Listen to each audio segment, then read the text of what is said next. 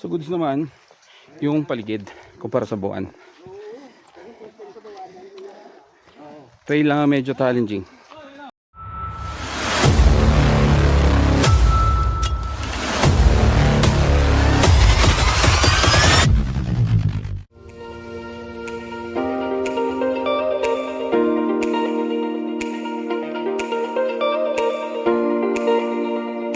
Matagpuan kaming isang paraiso sa gitna ng makapal na kagubatan.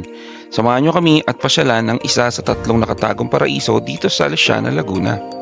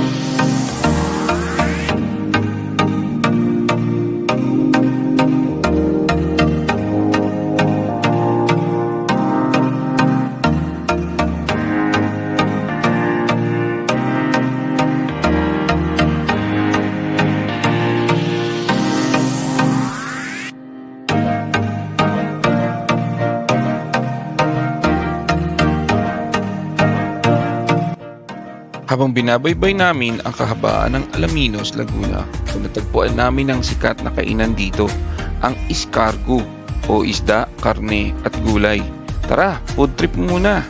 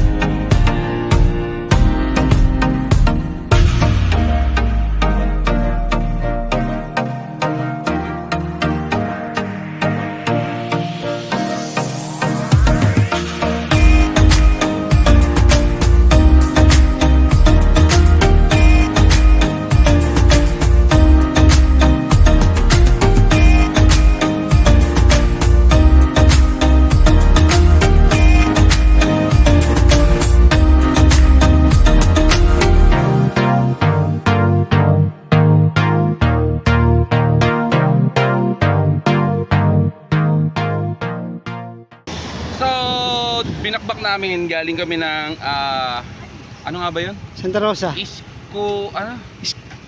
Escargot. Escargot. Yan, tumipog muna kami sa Escargot kanina. Tapos binakbak na namin Pagsanhan, Alaminos, Pagsanhan, Nagkarlan, Kabinte. So ngayon nandito na tayo sa Kabinte natin. Kabinte. So stopover ulit kasi titikim tayo ng Hindi kasi gusto ko ipatingin kay hindi pa natitikman ni Jimbel yung bibingka rito eh. Yung bibingka rito. Layuan mo ng konti. Sali ako dito eh. Tapos sa lapit na tayo palikod. Makapagod tayo. Actually, ito yung pinaka-original na puto bongbong. Bibingka. Tinitignan ko lang kung nakikinig kayo. Bibingka yan eh. Bili na kayo. Gano'n daw isa? Magkano daw yung basket? Bili ba kayo Pag, kagas? actually yung basket, 300. 300. Hindi, 300 yung basket. May free ka na bibingka isa. Ate, totoo yun, ate? Kuya Boy, happy birthday. Happy birthday to you. Patrick! Ayun oh. Natutulog yata si Patrick. Nagigising ka na eh. Sorry By 3. Mababa.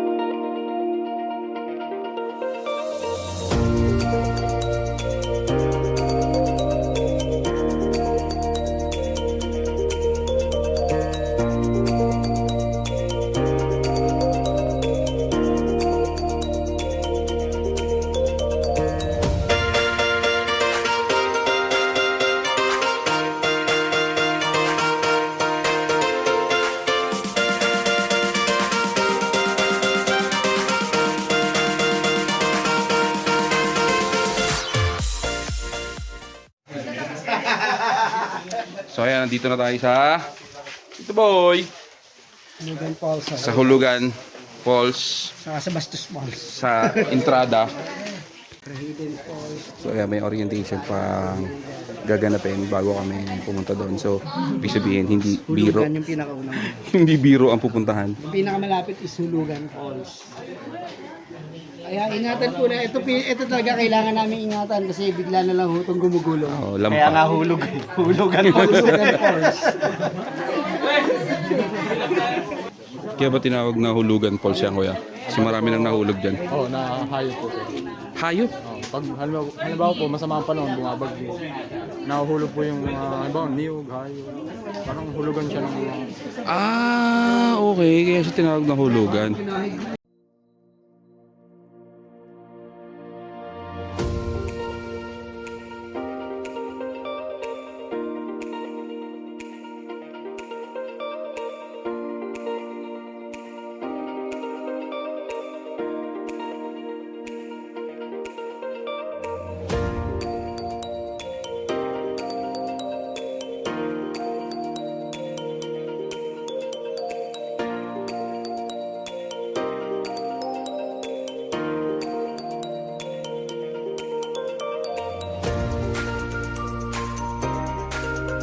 At pagkatapos ng mahabang oryentasyon na pinamunuan ni Ate Fe at Kuya Rainier, ay dumiretso na kami sa drop-off kung saan ay magte-trekking kami ng mahigit 40 minutes sa madulas, mabato, matarik na trail.